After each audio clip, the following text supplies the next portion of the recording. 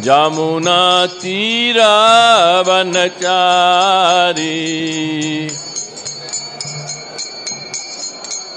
जमुना तीरा वनचारी। जय राधा माधव कुंज विहारी,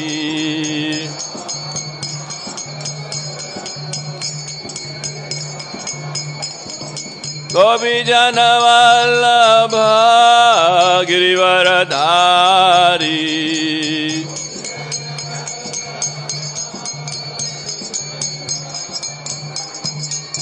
यशोदानंदन ब्रज जन रंजन, यशोदानंदन ब्रज जन रंजन। यमुना तीरा वनचारी, यमुना तीरा वनचारी। जय राधा पाथ सरती राधा पाथ सरती राधे,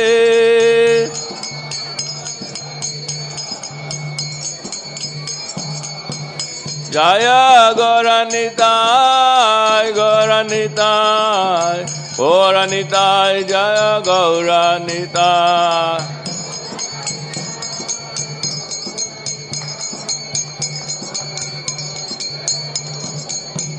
जय सीताराम लक्ष्मण हनुमान, सीताराम लक्ष्मण हनुमान।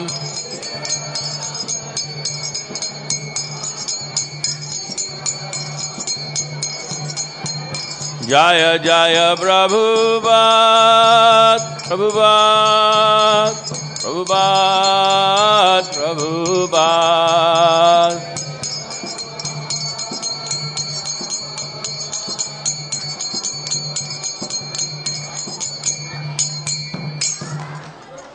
जय ओम विष्णुपाद परमहंस परिव्राजकाचार्य अष्टोत्तर सदी डिवाइन ग्रेस ऐसी भक्तिवेदांत स्वामी श्रील प्रभुपाद महाराज की, समस्त वैष्णव आचार्य वृंद की, नामा आचार्य हरिदास ठाकुर की। प्रेम से कहो श्री कृष्ण चैतन्य प्रभु नित्यानंद श्री अद्वैत गदाधर श्रीवासादि गौर भक्त वृंद की, गौर प्रेमानंदे। All glories to assembled devotees, all glories to assembled devotees, all glories to assembled devotees, all glories to Guru and Gauranga. Jaya Srila Prabhupada ki jai.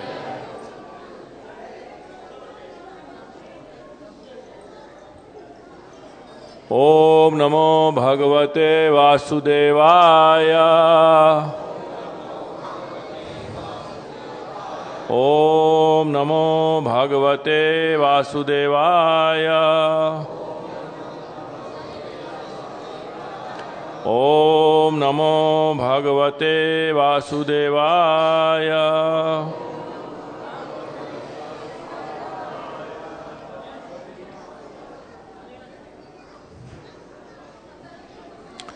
ओम ज्ञानतिमिरान्धस्य ज्ञानञ्जनशलाकया चक्षुर्नमिलितं येन तस्मै श्रीगुरुवे नमः।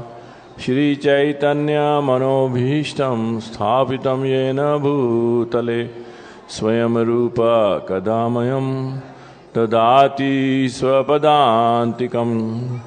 वन्देऽहं श्रीगुरो श्रीयुतपदकमलं श्रीगुरून् वैष्णवांश्च श्रीरूपं साग्रजातं सहगणरघुनाथान्वितं तं सजीवं साद्वैतं सावधूतं परिजनसहितं कृष्णचैतन्यदेवं श्रीराधाकृष्णपादान् सहगणललिता श्रीविशाखान्वितांश्च। हे कृष्ण करुणा सिंधो दीनबंधो जगत्पते गोपेश गोपिकाकांत राधाकांत नमोस्तुते। तप्त कांचन गौरांगी राधे वृंदावनेश्वरी वृषभानुसुते देवी प्रणमामि हरिप्रिये। वाञ्छाकल्पतरुभ्यश्च कृपा सिन्धुभ्यैव च पतितानां पावनेभ्यो वैष्णवेभ्यो नमो नमः। श्री कृष्ण चैतन्य प्रभु नित्यानंद श्री अद्वैत गदाधर श्रीवासादि गौर भक्त वृंद।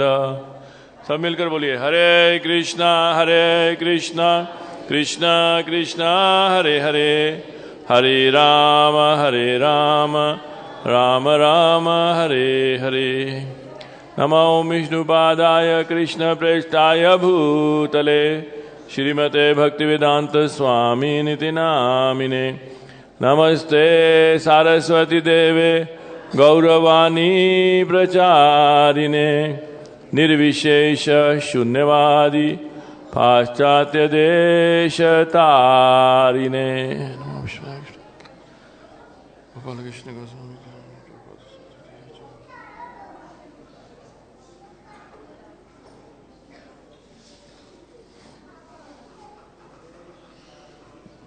हरे कृष्णा।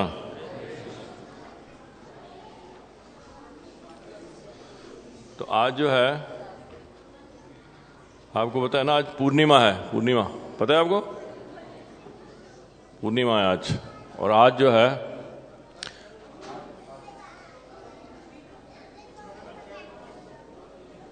वैष्णव कैलेंडर के हिसाब से आज है पूर्णिमा ना। वैष्णव कैलेंडर के हिसाब से पूर्णिमा आज है, ठीक है, माघ की पूर्णिमा। तो आज जो है हमारे नरोत्तम दास ठाकुर का आविर्भाव दिवस भी है। आप जानते हैं नरोत्तम दास ठाकुर जी को? जानते हैं? है?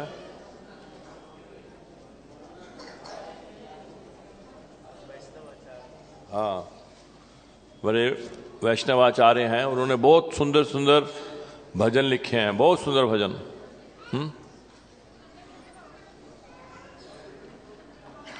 और उनके भजन जो हैं ऐसे हैं जैसे मतलब हम वेद पढ़ रहे हैं, जैसे वेद शास्त्रों के ऊपर आधारित है। उनमें कोई कमी नहीं है, किसी तरह से परफेक्ट है। तो ये बातों का हमें पता होना चाहिए। इसी को ज्ञान कहते हैं। और बाकी जो है, जो हम जिसके कारण हम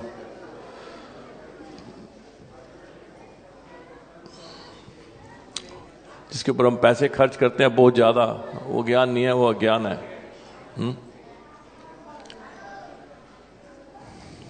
ज्ञान और अज्ञान में हमें अंतर पता होना चाहिए। ये ज्ञान है कि मैं जीवात्मा हूं, मैं शरीर नहीं हूं। शरीर जो है ये टेम्परेरी है, शरीर शाश्वत नहीं है। थोड़ी देर के लिए है, फिर नहीं है।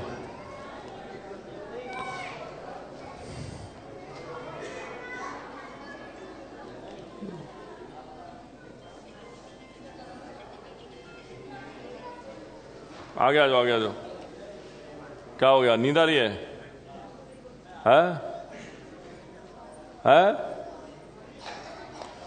समझ आ रही है बात आपको?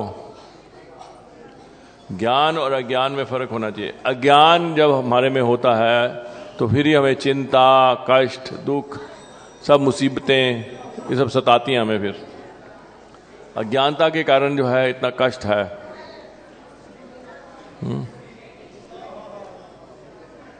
जब हमें एक ज्ञान हो जाता है, जब इसको हम रियलाइज कर लेते हैं, इसको अनुभव कर लेते हैं कि मैं तो एक आत्मा हूं। और आत्मा के बारे में भगवान भगवद गीता में बहुत खुलकर खुलासा कर रहे हैं, बहुत अच्छी तरह से बता रहे हैं। बहुत सारे श्लोक बोल रहे हैं, दूसरे अध्याय में ही बोल रहे हैं। शुरुआत में ही भगवान जो है आत्मा के बारे में बता रहे हैं कि आत्मा क्या वस्तु है, कैसे शरीर से अलग है ये। कोई बता सकता है आत्मा के बारे में? किसी को पता नहीं है? आपको आप लोगों ने तो कंठी माला धारण की हुई है, आत्मा के बारे में नहीं पता है? आप जप माला भी लेके घूम रहे हैं झोली, आत्मा के बारे में ज्ञान नहीं है इनको? हाँ बोलो, फिर बोलो, आ गया है तो बोलो। इनको नहीं, इनको पीछे। हाँ बोलो, बताओ कुछ, क्या ज्ञान है?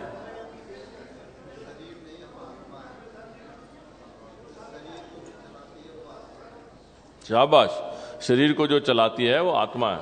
शाबाश, वेरी गुड। और बताओ, और कौन बताएगा? हाँ, शरीर पदार्थ है और आत्मा जीवित है, आत्मा चेतन है, जीवित है। जीवन जो है आत्मा के कारण है ना? और बताओ, शाबाश, और बताओ। आप रुको, आपने बताया, और बताओ जिन्होंने नहीं बताया, और बताओ किसी जिन्होंने हाथ खड़ा नहीं किया। हाँ हाँ, आत्मा जो है सच्चित आनंद की बनी हुई है ना? और शरीर किसका बना हुआ है? हाँ, पंचभूत तत्वों का बना हुआ है ना? अग्नि, वायु, आकाश, जल, पृथ्वी। हाँ ठीक है। तो ये पहले तो इन चीजों को हमें समझना है, फिर इसको अनुभव भी करना है। ये है ज्ञान, जब अनुभव करते हैं।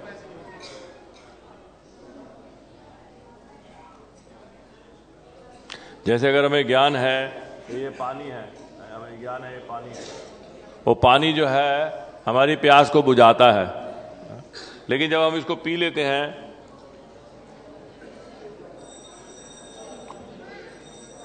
तो प्यास बुझ जाती है। इसको फिर अनुभव, इसको अनुभव कहते हैं। हमें पता है पानी प्यास बुझाता है, लेकिन जब तक हम पिएंगे नहीं तो हमें कैसे पता लगेगा? अनुभव कैसे होगा? ये अनुभव हो गया, हाँ हाँ हाँ, जो ये बात है पानी प्यास बुझाता है, ये सच है, मैंने अनुभव करके देखा है। इसी तरह से आपको भी अनुभव करना है, आत्मा है हम। पहले तो जानना है आत्मा कैसे शरीर से अलग है। इसके बारे में बताया जाता है स्कूलों में, स्कूल में पढ़ाया जाता है। आपके कौन से स्कूल में पढ़ते हो? है कौन सी क्लास में हो? 5th में। आपको पढ़ाया स्कूल में आत्मा के बारे में? है?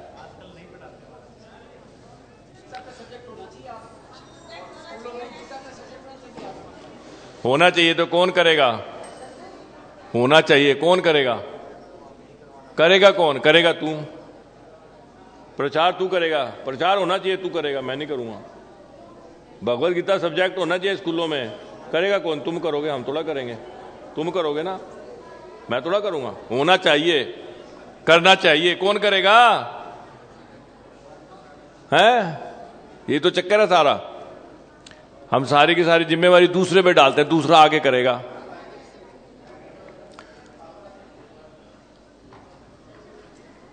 तो करो ना, इसलिए प्रयास करो ना, आओ बाहर आओ ना। हमें तो बस वही चाहिए, बस सारा शरीर के आधार पर हमें चीजें चाहिए, है ना? भगवत गीता से सब्जेक्ट होएगा तभी होगा जब हम ये समझेंगे कि ज्यादा इंपॉर्टेंट है। इसके लिए थोड़ा कोई आंदोलन होता है? आंदोलन होता है कोई? इतने सारे आंदोलन होते हैं। कभी इसके लिए भी आंदोलन हुआ कि भगवत गीता जो है स्कूल में पढ़ाई जानी चाहिए? होता है आंदोलन। फिर दुनिया भर के आंदोलन होते हैं, है?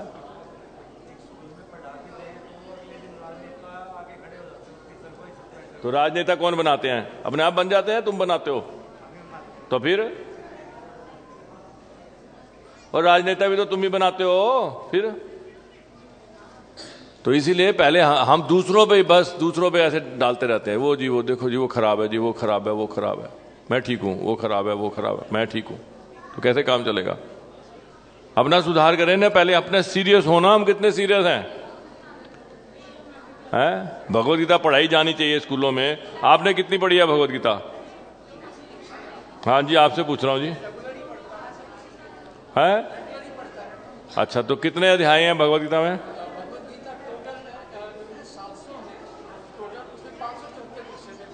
ओहो, मैं अध्याय पूछ रहा हूं आप। चलो शाबाश, सारे अध्यायों के नाम बताओ। अब रोज पढ़ते हो, अध्यायों के नाम ही नहीं पता।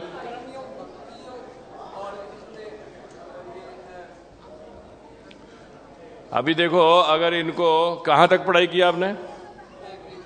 ग्रेजुएट है, बीए हैं। उसमें किताबों में से अगर कोई क्वेश्चन लेते और कहते जी हाँ मैं रोज पढ़ता हूं, और क्वेश्चन ये नहीं आता जी, पास कर देते आपको?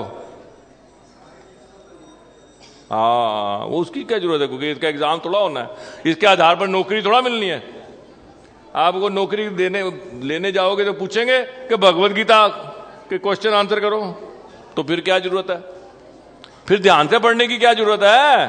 पढ़ता हूं, रोज पढ़ता हूं ना, कह दिया ना आपको, पढ़ता हूं, बस पढ़ता हूं। नहीं समझ आ रही ना बातें? हम सीरियस नहीं है, हमें समझना पड़ेगा। तभी तो भगवत गीता नहीं पढ़ाई जा रही तो आपको कुछ होता नहीं है, तो आंदोलन खड़ा हो जाए। थोड़े से पेट्रोल के रेट बढ़ जाते हैं तो आंदोलन खड़ा हो जाता है। हम समझ ही नहीं रहे कि इतना इंपॉर्टेंट है, हमें पता ही नहीं है इतना इंपॉर्टेंट है ये। इसी कारण से कुल मिलाकर सारा समाज जो है पागलों का समाज बन गया है। बस पागल एक दूसरे को पता नहीं किस बारे में बोलना है, क्या बोल रहे हैं, क्या कर रहे हैं, कुल मिला के ये हो गया है। प्रभु जी क्या कहते हो, आप क्या कहते हो, आपके क्या विचार हैं? नहीं, पीछे बैठे हैं आपके।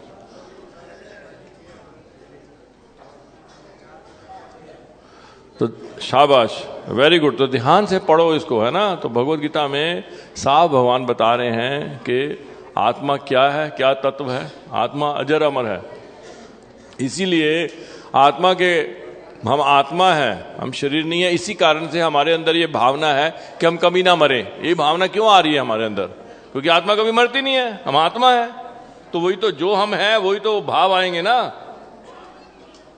नहीं समझ आया आपको? समझ नहीं आया आपको? हाँ, नहीं समझ आया तो इधर सामने बैठो ना, आप साइड पे बैठे हो, उधर इधर सामने आओ, इधर बाहर सामने बैठो, तभी समझ आएगा ना। उठ के इधर आ जाओ आप। हाँ, इधर उधर देखोगे कैसे समझ आएगा? हम कह रहे हैं, हम आपको ये बता रहे हैं, क्योंकि हमारे अंदर भावना है ना, हमारी कभी मृत्यु ना हो, है ना सबके अंदर भावना। कभी हम जो है बूढ़े ना हो, कभी बीमारी ना आए हमारे अंदर, है नहीं भावना?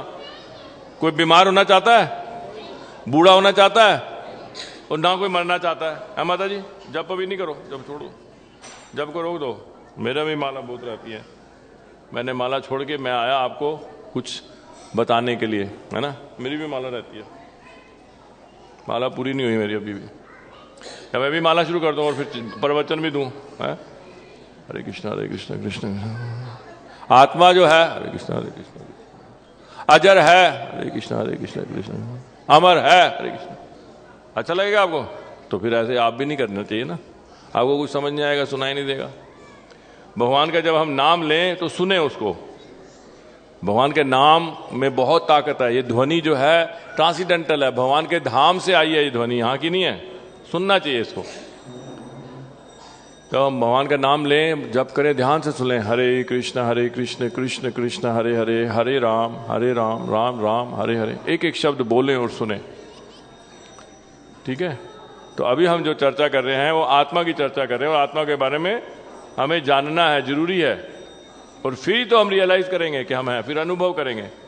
तो आत्मा क्या है? अजर अमर है, वो कभी बूढ़ी नहीं होती, हमेशा जवान रहती है, वो कभी बीमारी नहीं आती। इसी कारण से हमारे अंदर ये भाव है। लेकिन हम क्या करते हैं, हम शरीर के ऊपर इसको थोपना चाहते हैं।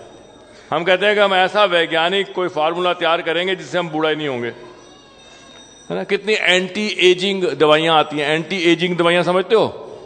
बुढ़ापे को खत्म करने के लिए दवाइयां देते हैं, ये खाओ आप बूढ़े नहीं होगे। नहीं, च्यवनप्राश खाओ, ऐसे पता नहीं क्या क्या कई कई दवाइयां हैं। हाँ, डी वाइटल खाओ, पता नहीं क्या क्या खाओ, बूढ़े नहीं हो गए आप।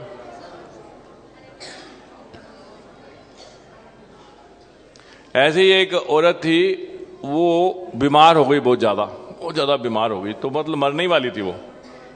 डॉक्टर ने भी जवाब दे दिया। उसी दिन उसके सपने में भगवान आ गए, और भगवान आके कहते हैं तू चिंता मत कर, तू तो अभी जिएगी, 20-25 साल और जिएगी, चिंता मत कर तू।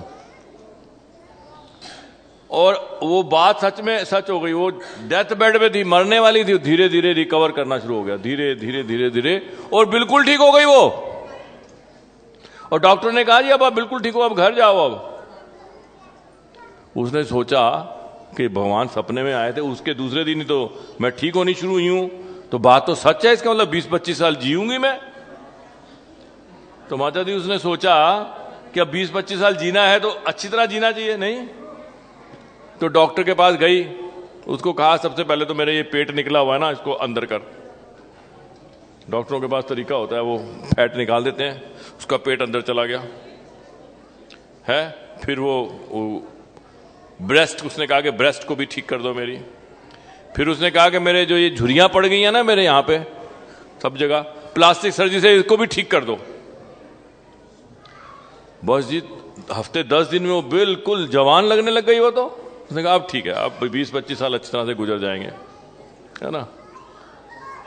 अब संजोग देखो कि जैसे ही वो अस्पताल से बाहर निकली घर जाने के लिए, एक एम्बुलेंस आई और उसके ऊपर चढ़ गई और वो मर गई बेचारी। तो भगवान के पास पहुंची, भगवान जी को कहती है भगवान जी आप झूठ बोलते हो, आपने तो कहा था मैं 20-25 साल जीऊंगी, मैं तो अस्पताल से घर भी नहीं पहुंच पाई, आप झूठ बोलते हो। और भगवान जी ऐसे सिर पे हाथ मारते, ओ मैं तो तुझे पहचान ही नहीं पाया। इनको समझ ही नहीं आया, कईयों को समझ ही नहीं आई बात है। हाँ, भगवान को भी धोखा दे दिया उसने। इतना अच्छा डॉक्टरों ने हिसाब किताब लगाया, भगवान भी धोखा खा गए। ये वही है क्या? समझ में आई बात? तो इस तरह से जवानी वापस नहीं आती, ये धोखा है, धोखा देने से कोई फायदा नहीं है। हम असल में आत्मा है, जब हम आत्मा के लेवल पे आएंगे, आत्मा के लेवल पे आके, आत्मा के स्टेज पे आके जब हम कार्य करेंगे तो फिर हम यंग रहेंगे। जैसे शिला प्रभुपाद जी 80 साल में भी यंग थे। प्रभुपाद जी यहां से जब गए तो 70 साल की उम्र थी उनकी। कितने लोग हैं 70 साल के यहां बैठे हुए है? प्रभु जी आपकी कितनी उम्र है? पीछे छुप के बैठे हैं, आपकी कितनी उम्र है? हाँ हाँ, बस ये बैठे हैं। 70 साल से ऊपर के कितने लोग हैं? 1-2 बस, बाकी कहीं है ही नहीं क्या? घर से नहीं निकलते ना, 70 साल के बाद घर से निकलना मुश्किल हो जाता है ना। 70 साल के बाद बहुत सारी मुसीबतें आ जाती हैं, घर से नहीं निकला जाता। लेकिन श्रील प्रभुपाद जी घर से क्या निकले, देश से निकल के एक समुद्री जहाज पे बैठ के, समुद्री वो भी मालवाहक जहाज पे बैठ के अमेरिका पहुंच गए अकेले। क्यों? क्योंकि यंग थे वो। 70 साल शरीर पुराना था, आत्मा तो यंग ही रहती है, आत्मा थोड़ा बूढ़ी होती है। उन्होंने करके दिखाया, देखो आत्मा बूढ़ी नहीं होती। वो तब होगा जब हम आत्मा को पुष्ट करेंगे, आत्मा को खुराक देंगे। जैसे पिंजरा है, पिंजरे के अंदर तोता है, और तोते को आप कुछ खाने को मत दो, वो पिंजरे की पॉलिश करते रहो, पिंजरे को चमकाते रहो, पिंजरे को बहुत खूबसूरत बनाओ, तो कोई फायदा है? वो तोता तो बेचारा मर ही जाएगा। इसी तरह से ये शरीर जो है पिंजरा है हमारा, और अंदर आत्मा रूपी तोता बैठी है। अगर उसको खाने को कुछ नहीं देंगे तो आत्मा मर जाएगी।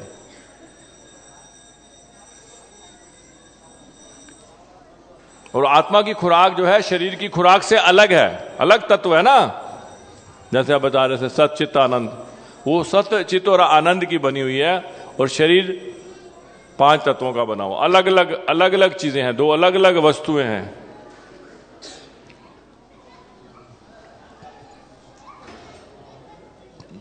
नो देखो, फोन नहीं छोड़ेगा, बंद कर दो ना फोन को।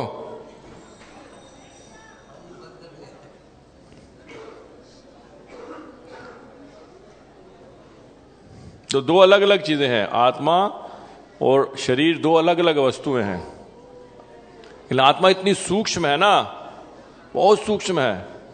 आत्मा का साइज बताया है, बाल का जो आगे का हिस्सा है उसका 10,000वां हिस्सा, बहुत सूक्ष्म है, इसलिए नजर ही नहीं आती। इसका मतलब ये नहीं है कि नजर नहीं आती तो है ही नहीं है।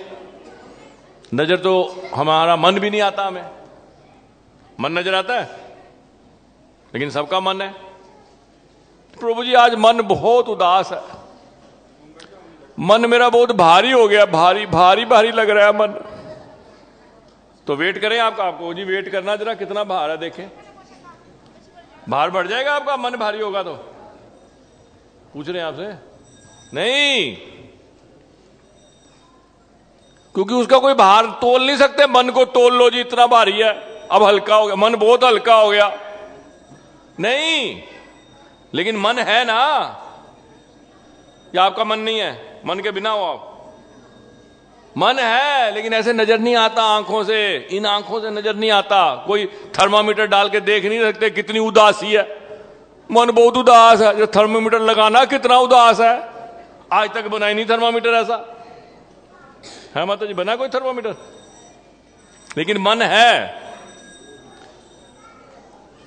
उनको बार बार नींद आ रही है, पता नहीं क्यों। आपको मजा नहीं आ रहा? कहानी सुनाऊं कोई? चुटकुला सुनाऊं? क्या करूं? कैसे जागोगे आप? और आगे आ जाओ, फिर इधर मेरे पास ही बैठ जाओ।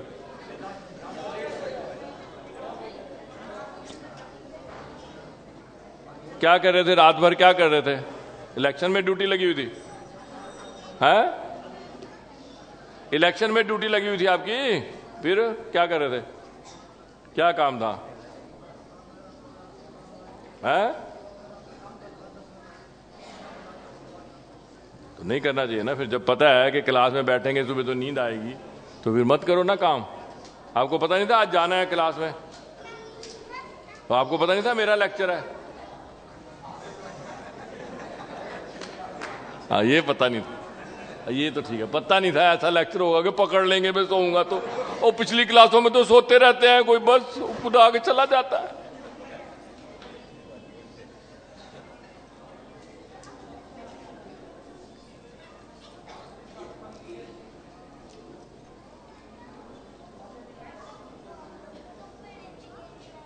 एक बार एक व्यक्ति था,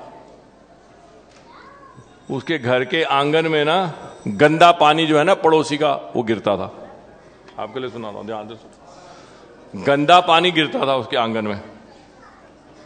तो जिसके घर के आगे गिरता था गंदा पानी, तो वो पड़ोसी के पास गया, बड़े प्यार से बोला, हरे कृष्णा, बड़े प्यार से बोला उसने।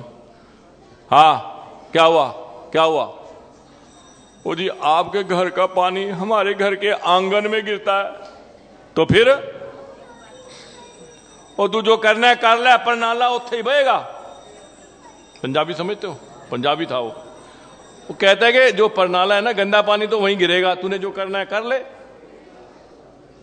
दादा नहीं होते से, गुंडा होते हैं। और परनाला उत्थे ही बहेगा, तू जो करना है कर ले। वो तो बेचारा शरीफ आदमी था, वो तो बाद में ऐसे लड़ाई शुरू हो गई ना, वो शरीफ था। वो पंचायत में चला गया, गांव का मामला है, पंचायत में चला गया और पंचों को जाके समस्या बताई कि ऐसा है, इसके घर का पानी जो है मेरे घर में आंगन में गिरता है, गंदा पानी। तो पंचों ने उसको बुलाया। किसको? हाँ सरदार जी थे कि नहीं, पंजाबी बोलते थे, जरूरी नहीं है। तो उसको बुलाया, वो बंदे को, जो गुंडा टाइप था, उसको बुलाया और कहा, देखो भैया, दो ही रास्ते हैं, या तो उस परनाले का जो मुंह है वो बंद कर दो, या उसका मुंह कहीं और कर दो, इनके घर में नहीं गिरना चाहिए। वो क्या बोलता है? वो पंचा दा फैसला सार मथे, परनाला उत्थे ही बहेगा। समझ आ गई आपको?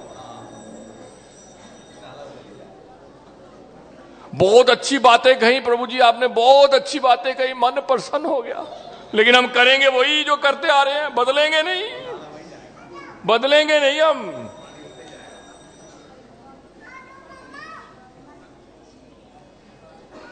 तो फायदा तभी है जब हम बदलें, है कि नहीं? क्योंकि ये जीवन जो चल रहा है, इस जीवन से तो हमें यहां ला के खड़ा कर दिया है ना, इस जीवन की शैली ने। जो जीवन शैली चल रही है, उस जीवन शैली से हम कहां पहुंच रहे हैं देखो ना। सुसाइड रेट बढ़ता चला जा रहा है समाज में, आत्महत्या की दर बढ़ती चली जा रही है, डाइवोर्स रेट बढ़ता चला जा रहा है। हर दूसरी शादी हम देख रहे हैं सक्सेसफुल नहीं हो रही, तलाक चाहिए उनको, तलाक। डाइवोर्स है, कितने सारे झगड़े हो रहे हैं प्रॉपर्टी के। ये आप कोर्टों में जाके देखो कितनी भीड़ बढ़ती चली जा रही है, बीमारियां बढ़ती चली जा रही हैं, नई नई बीमारियां आती जा रही हैं। तो कहीं ना कहीं कुछ गड़बड़ी है कि नहीं है? क्या नहीं है? सब ठीक है, सब ठीक चल रहा है, तो फिर बदलना चाहिए ना। और हम कहते हैं कि वो बदलेगा, वो बदलेगा, उसका कसूर है, मैं तो ठीक हूं, मैं तो ठीक कर रहा हूं। प्रभु जी मैं कोई गलत नहीं कर रहा। सबको बदलना है हमें, एक एक करके बदलेंगे। अगर एक परिवार में अगर एक व्यक्ति भी बदलता है ना, तो उसका सारे परिवार पे प्रभाव पड़ता है, नहीं पड़ता? एक परिवार बदलता है तो जो जहां रहते हैं 8, 10, 15 परिवार, उन पे प्रभाव पड़ता है। और एक समाज बदलता है तो सारा विश्व बदल सकता है। तो इसीलिए श्रील प्रभुपाद जी जो हमें बता रहे हैं, वो बता रहे हैं कि सबसे पहले हमें पहचानना है हम कौन है। जब हम पहचानेंगे नहीं हम कौन है, हम अपने आप को शरीर समझे बैठे हैं, शरीर के आधार पर हम आदान प्रदान करते हैं, शरीर के आधार पर सारी पॉलिसीज बनती हैं, शरीर हम है ही नहीं, तो कैसे चलेगा? प्रॉब्लम्स तो आएंगी आएंगी। हम जीवात्मा हैं और भगवान जो है हमारे पिता हैं, हमारे एक ही पिता हैं। अहम बीज प्रदापिता, भगवान भगवद गीता में कह रहे हैं मैं बीज देने वाला पिता हूं। भगवान श्री कृष्ण हम सब के पिता हैं। तो फिर लड़ाई झगड़े कहां होंगे? लड़ाई झगड़े तो हम तभी करते हैं ना, ये मेरा है तेरा है, ये मेरी जमीन है ये तेरी जमीन है, तभी तो लड़ाई झगड़े होते हैं। जब सभी हमारा सबका एक ही पिता है और सब हम रिलेटेड हैं, तो फिर लड़ाई झगड़े किससे करेंगे हम? तो इसीलिए यही तरीका है संसार में, समाज में शांति लाने का, कि हम भगवद गीता की जो संदेश है उसको हम समझें और उसको हम पालन करें, उसके ऊपर चलें। तो जैसे आत्मा है उसके बारे में बता रहा था, उसकी खुराक भी अलग है ना। जैसे उदाहरण के लिए, जैसे कार है, कार को चलाने के लिए पेट्रोल चाहिए ना, उसमें पेट्रोल नहीं होगा कार नहीं चलेगी। लेकिन जो उसका ड्राइवर है उसके पेट में भी तो खाना होना चाहिए ना। लेकिन आप ये नहीं कह सकते जाके पेट्रोल पंप पे जाके कहो देख भैया गाड़ी का टैंक फुल कर दे और ड्राइवर का टैंक भी फुल कर दे। नहीं, वो पेट्रोल थोड़ा पिएगा, गाड़ी पेट्रोल पीती है। ड्राइवर को पेट्रोल नहीं चाहिए, उसको ढाबे पे लेके जाओ, कोई होटल में लेके जाओ, पेट भरो, उसका टैंकी भी भरो, वो अलग चीज खाता है। मूर्खो, वो पेट्रोल नहीं पीता, इतनी भी अक्ल नहीं है तुम्हें। हम ये सोचते हैं कि भाई आत्मा को भी वही चीजें चाहिए जो शरीर को चाहिए। आत्मा के खुराक का पता ही नहीं है हमें। आत्मा किससे तुष्ट होती है, किससे पुष्ट होती है, क्या खुराक है उसकी, क्या खुराक है आत्मा की, बताओ है? शाबाश, वेरी गुड वेरी गुड। तो कितना खर्चा करते हो उसके ऊपर, हरिनाम के ऊपर? थोड़ा सा खर्चा हरिनाम के ऊपर, इतना सारा खर्चा शरीर के ऊपर। क्योंकि मैं तो शरीर थोड़ा हूं, मैं तो आत्मा हूं, तो शरीर के ऊपर ज्यादा खर्चा करना चाहिए ना, जो मैं हूं ही नहीं। ये तो बुद्धिमत्ता है ना। हाँ कर रहे हैं। किसको समझ आ रही है मेरी बात? समझ नहीं आ रही क्या? शाबाश, खड़े होकर जरा ऊंचा बोलो, सबको बताओ, ऊंचा बोलो, सबको बताओ। शाबाश, वेरी गुड। इतना सा खर्चा नहीं करना आत्मा के लिए, इतना सा खर्चा, बस भक्ति इतनी सी बस, और बाकी सारे खर्चे करने हैं। जैसे वो आया, एक व्यक्ति आ गया 70 साल की उम्र में, हाँ मेरे पास आया, प्रभु जी मैंने अपना जो सारी जायदाद है बच्चों को मैं बांट दी है, पेंशन का भी मैंने हिसाब किताब कर दिया है सारा, अब मैं फ्री हो गया हूं, अब मैं सेवा के लिए आ गया हूं यहाँ पे 70 साल में। और तू सेवा करने आया, करवाने आया है यहाँ पे? बच्चों ने तो बाहर गिरा दिया, अब हम मंदिर में रख लो तुम मुझे, पैसा सारा उनको दे आया हूं, है? और भगवान तो मूर्ख है, तुझे रख लेंगे ना। कई लोग ऐसे समझते हैं, कई लोग ऐसे, हाँ जिंदगी भर तो कुछ किया ही नहीं है भगवान के लिए, अब आ गया हूं मैं, सब फ्री होके आ गया हूं जी। नहीं माता जी, आत्मा का खर्चा करना है, आत्मा का खर्चा है हमें भगवान के तन मन धन से भगवान के लिए हमें जुड़ना है। ये नहीं कि सिर्फ तन से जुड़ना है या सिर्फ मन से जुड़ना है, धन से, तीनों से। तो जब हम भगवान के नामों का जप करते हैं तो मन से जुड़ रहे हैं हम, मन भगवान की सेवा में लगा रहे हैं हम। और जो प्रैक्टिकल सेवा करते हैं, भगवान का मंदिर का मार्जन करते हैं, और जो शरीर से भगवान के लिए आते हैं चल के, वो शरीर से कर रहे हैं। और धन भी भगवान की सेवा में लगाना है। किस तरह से? भगवान के लिए भोग बनाना है, प्रसाद बांटना है, भगवान के लिए फेस्टिवल्स करने हैं। जन्माष्टमी है, जैसे अब गौर पूर्णिमा आ रहा है, जन्माष्टमी आती है, रामनवमी आती है, कितने फेस्टिवल्स आते हैं, वो मनाने हैं धूमधाम से। देखो ये सारे इतने सारे फूल लगे हुए हैं, किस लिए लगे हुए हैं पता है आपको? किस लिए लगे हैं, कौन बताएगा? हाँ, जो 7 तारीख को नित्यानंद प्रभु का आविर्भाव दिवस था। जैसे आप नरोत्तम दास ठाकुर का है तो नित्यानंद प्रभु ये खड़े हैं सामने, इधर चैतन्य महाप्रभु खड़े हैं, इधर नित्यानंद प्रभु खड़े हैं। उनका जन्मदिन मनाया हमने ऐसे धूमधाम से। तो ये कोई हमें फ्री थोड़ा दे दिए, ये सारे फ्लावर्स ऐसा थोड़ा है कि सारे के सारे लोग जो हैं भक्त हैं वो कह दिए ओ जी नित्यानंद प्रभु का जन्मदिन है, लो जी लो जी लो जी। नहीं, पैसे लिए उन्होंने, तो जरूरत है ना पैसे की? नहीं जरूरत। तो ये जब हम पैसा खर्च करेंगे, इधर खर्च करेंगे भगवान के लिए, तो वो भक्ति है। तो आत्मा के लिए खर्च कर रहे हैं, वो आत्मा का खर्चा है। तो आत्मा की जो खुराक है उसको देनी है, तन मन धन से उसको देनी है खुराक, है? उसकी खुराक अलग है। माता जी ने ठीक बताया, भगवान का नाम, लेकिन भगवान का गुणगान, सारी चीजें, सिर्फ एक नहीं। ऐसे तो भगवान का नाम हम ले नहीं पाएंगे। अगर हम प्रचार नहीं करेंगे तो भगवान का नाम कौन लेने देगा हमें? ये तो श्रील प्रभुपाद जी ने अथक प्रयास किया, प्रभुपाद जी ने इस्कॉन बनाया, प्रभुपाद जी ने इतना प्रचार किया, जो आज जो है हम भगवान का नाम ले रहे हैं। जय हो वेदव्यास प्रभु की जय हो। थैंक यू वेदव्यास प्रभु जी। तो प्रभुपाद जी की ये असीम कृपा है ना। आज देखो हम इतने बड़े ये महल जैसे घर में बैठे हैं, तो ये प्रयास है ना, भक्तों का प्रयास है। नहीं तो लोगों ने तो अपनी वो कोठियां ही बनाई हुई हैं।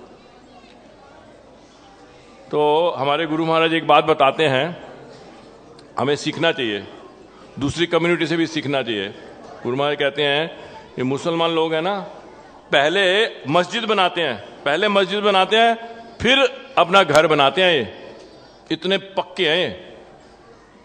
जब इनके पास पैसा आएगा पहले मस्जिद बनाएंगे ये, फिर अपनी कोई घर बनाएंगे, बड़ा कोठी जो भी बनाएंगे। तो समझ रहे हैं? तो पैसा भी हमें खर्च करना है आत्मा के लिए, इसके आत्मा का उत्थान होता है इससे। ये नहीं कि पैसा खर्च नहीं कर सकते हम आत्मा के लिए। क्यों नहीं खर्च कर सकते? है ना, जब आप जब घर बनाते हो तो शरीर के लिए खर्च कर रहे हो, लेकिन जब भगवान का मंदिर बना रहे हो तो आत्मा के लिए खर्च कर रहे हो। ये आत्मा का उत्थान हो रहा है उससे, सिर्फ मंदिर बनाने से। भगवान का घर बना रहे हो, कोई छोटी मोटी बात थोड़ा है। कितनी पीढ़ियां दर पीढ़ियां आएंगी जो उसका लाभ उठाएंगी। आप तो चले जाओगे, हमको बहुत दिन थोड़ा रहने वाले हैं। ये मंदिर तो रहेंगे, भगवान रहेंगे, भगवान की सेवा रहेगी, तो सारी जनरेशन आके आत्मा का लाभ उठाएंगी।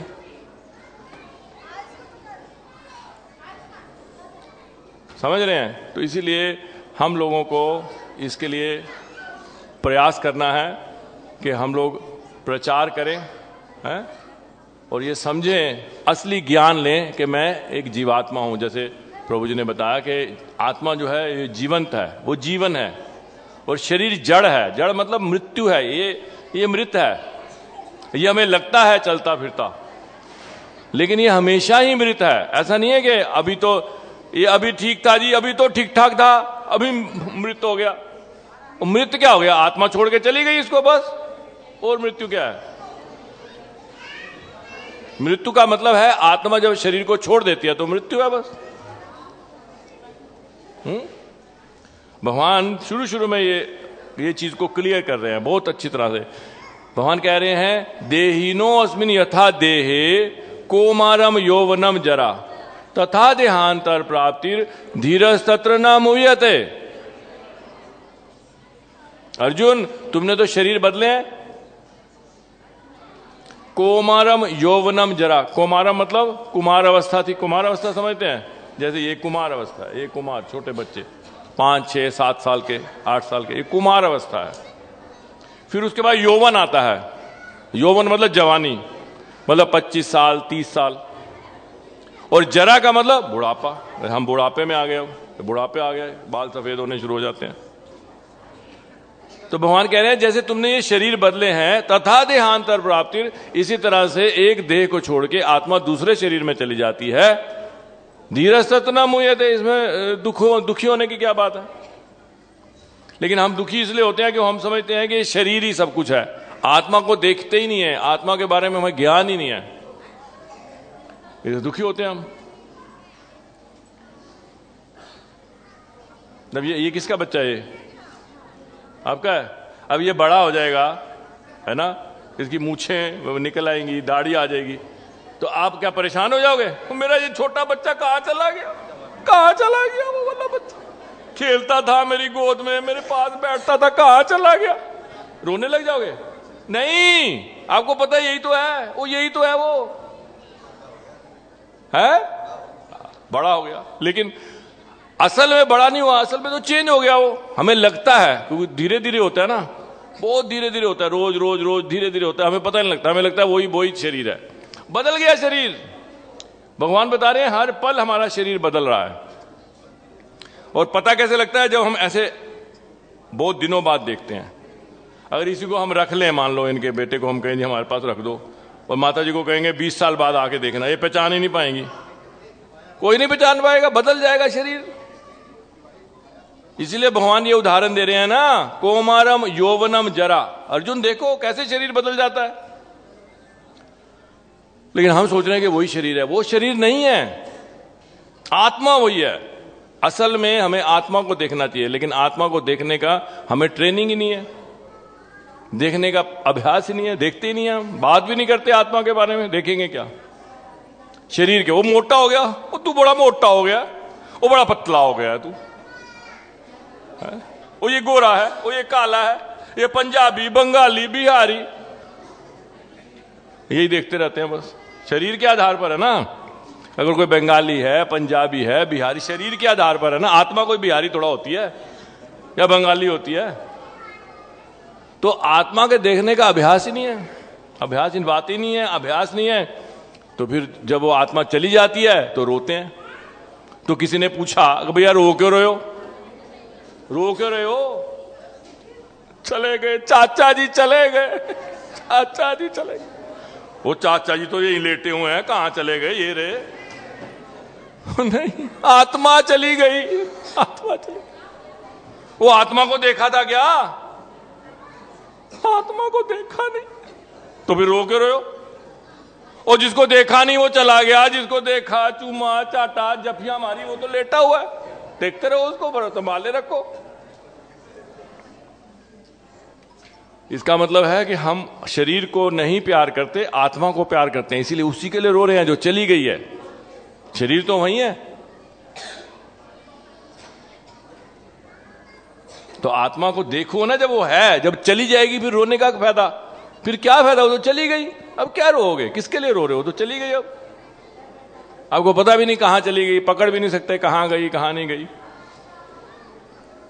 तो इसीलिए आत्मा को देखो, और देख सकते हो, ऐसा नहीं है कि आत्मा को नहीं देख सकते, देख सकते हो आप, ये भी एक साइंस है। जैसे डॉक्टर होते हैं ना, डॉक्टर अल्ट्रासाउंड करते हैं, उनको पता लग जाता है, यहां लगाते हैं ना ऐसे ऐसे, वो पता लग जाता है लड़का है लड़की है। प्रेग्नेंट लेडी होती है ना, उसके अल्ट्रासाउंड ऐसे होता है, ऐसे ऐसे लगाते हैं, घुमाते हैं, और सामने फोटो आ जाती है। आप वो वाली फोटो देखोगे, आपको नहीं पता लगेगा क्या है वो, आपको बस धब्बे नजर आएंगे, काले सफेद धब्बे। उनको पता लग जाता है वो सच्चा 100% सच होता है, वो उनको साफ नजर आ रहा होता है लड़का है। क्यों? क्योंकि उन्होंने ट्रेनिंग लिया, देखने की ट्रेनिंग लिया ना, यहां ऐसे देखने की ट्रेनिंग लिया। ऐसी आप भी अगर ट्रेनिंग लोगे, ये भगवत गीता जो है ट्रेनिंग है, अगर आप भगवत गीता को ध्यान से पढ़ते हो, उसको अप्लाई करते हो, आपको भी आत्मा नजर आएगी। फिर क्या दिक्कत है? थोड़ा ये कोई रियलिटी नहीं है, या तो ये कोई ऐसे एक कॉन्सेप्ट है जी, हिंदू मानते हैं जी आत्मा होती है, वो तो ईसाई तो नहीं मानते जी, मुसलमान तो नहीं मानते जी आत्मा होती है। नहीं समझ आ रही मेरी बातें, समझ नहीं आ रही? हाँ, तो इसीलिए ये जो प्रभुपाद जी ने जो हमें ये दिया है, हम बहुत बहुत भाग्यशाली हैं कि प्रभुपाद जी ने सारा जो है योजनाएं बनाई हैं। देखो ये आज संडे फीस्ट है ना, ये प्रभुपाद जी का बनाया हुआ है। श्रील प्रभुपाद जी ने शुरू किया था, ये वहां अमेरिका में शुरू किया था ये संडे फीस्ट, और सारे मंदिरों में होता है, सब मंदिरों में ये संडे फीस्ट होता है कि लोग आए, लोग आके भगवत गीता के बारे में सुने, भगवान के दर्शन करें, आरती करें, कीर्तन करें और प्रसाद पाएं। बताओ कितना बढ़िया प्रोग्राम है ये। क्योंकि भगवान को भोग लगा के जब आप प्रसाद ग्रहण करते हो, वो भी आपकी भक्ति को बढ़ाता है। सिर्फ खाना ही आपको भक्ति, खाने को नहीं अच्छा लगता, लेकिन आपको पता नहीं वो भक्ति को बढ़ा रहा है। आप भक्त बनते जाओगे, आप प्रसाद पाओगे, आपको पता भी नहीं लगेगा, धीरे धीरे आप भक्त बन जाओगे। तो कितनी प्रभुपाद जी की असीम कृपा है, कितना हमें अपॉर्चुनिटी मिली है। तो हम लोगों को इसका फायदा उठाना है और लोगों को हमें बताना है, और लोगों को बताना है, ताकि ये समाज जो है जिसमें इतने कुरीतियां आ गई हैं, ये ठीक हो जाए। और प्रभुपाद जी के आंदोलन से अंतर भी आ रहा है, ऐसा नहीं अंतर नहीं आ रहा, अभी अंतर आ रहा है। अमेरिका में, रशिया में बताओ, आज से 50 साल पहले आप सोच भी नहीं सकते कि कोई वेजिटेरियन खाना मिलेगा आपको, सोच भी नहीं सकते आप। यही हाल अमेरिका में भी था। अभी अमेरिका में भी millions of people are becoming vegetarian, millions, लाखों लाखों लोग जो हैं शाकाहारी बन रहे हैं। कैसे बन रहे हैं? प्रचार है ना, प्रचार हो रहा है, इस्कॉन प्रचार कर रहा है। तो ऐसा नहीं है, इसके असर आ रहे हैं, लेकिन हमें और करना है। क्यों? क्योंकि कलयुग का प्रभाव भी बढ़ता चला जा रहा है, कलयुग की भी चीजें बढ़ती चली जा रही हैं। जैसे पहले ये नहीं था, मोबाइल फोन नहीं था, है ना, अब मोबाइल फोन और आसान हो गया, कलयुग का एंटर करना बड़ा आसान हो गया। पहले तो अगर कलयुग के दर्शन करने होते थे तो लोगों को यहाँ से बहुत, आज से 100 साल पहले या 50, 60, 70 साल पहले अब फ्रांस जाना पड़ता था, नाइट क्लब, नाइट लाइफ देखनी होती थी तो नाइट वहां जाना। आजकल तो कहीं जाने की जरूरत नहीं है, सब कुछ है यहाँ पे। नाइट लाइफ, डे लाइफ, ये लाइफ, वो कोई भी लाइफ देख लो। गूगल करना है, गूगल में डालो डू डू डू, कहीं जाने की जरूरत नहीं, पैसा ही नहीं खर्च करना, बस एक मोबाइल लेना है। वो भी आजकल सस्ते हो गए हैं, कलयुग ने सस्ते कर दिए हैं, हर एक कोई ले। आपको खाने को मिले ना मिले, मोबाइल जरूर रखो, मोबाइल तो जरूरी है। हवा मिले ना मिले, हवा चाहे गंदी खाओ, आप पॉल्यूटेड एयर खाओ, नो प्रॉब्लम, मोबाइल रखना चाहिए ना। स्मार्टफोन कहते हैं ना, स्मार्टफोन।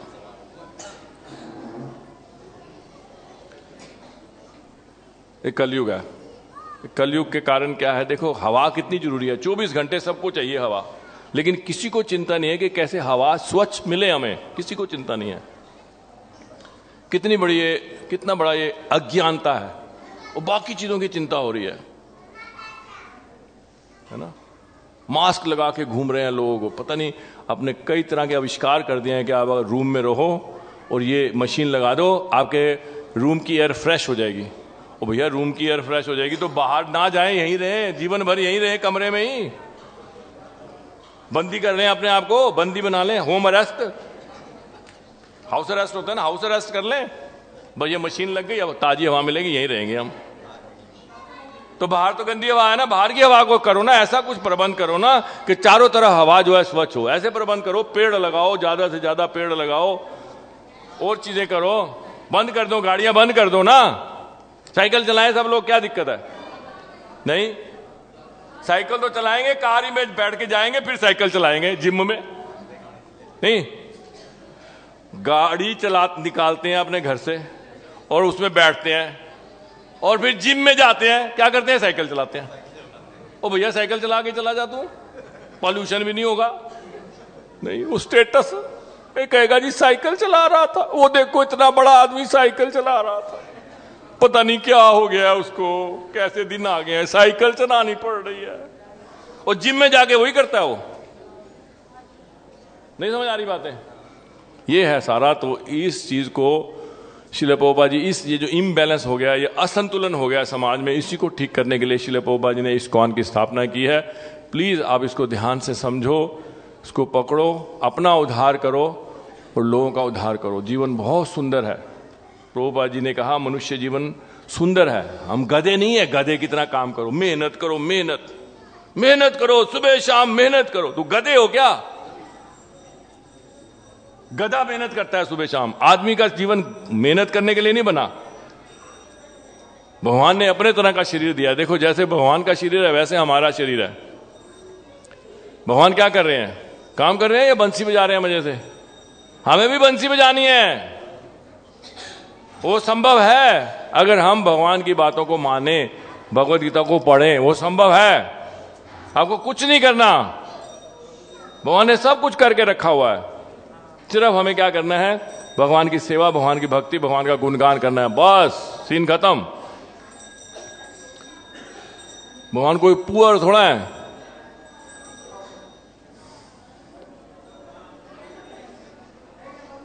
ठीक है, तो बहुत बहुत बहुत धन्यवाद आप सब लोगों का, बहुत धन्यवाद। आपने बहुत ध्यानपूर्वक सुना है और भगवान से प्रार्थना है कि आप सब लोगों को भी भगवान जो है अपनी शुद्ध भक्ति दे। और आप लोगों का कोई प्रश्न है तो 1-2 मिनट और चर्चा हो जाएगी, नहीं तो आप सब लोग भगवान का सुस्वादु प्रसाद ग्रहण करिए।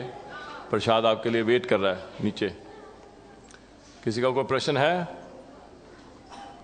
हाँ जी प्रभु जी, हाँ बोलिए। हाँ थैंक यू।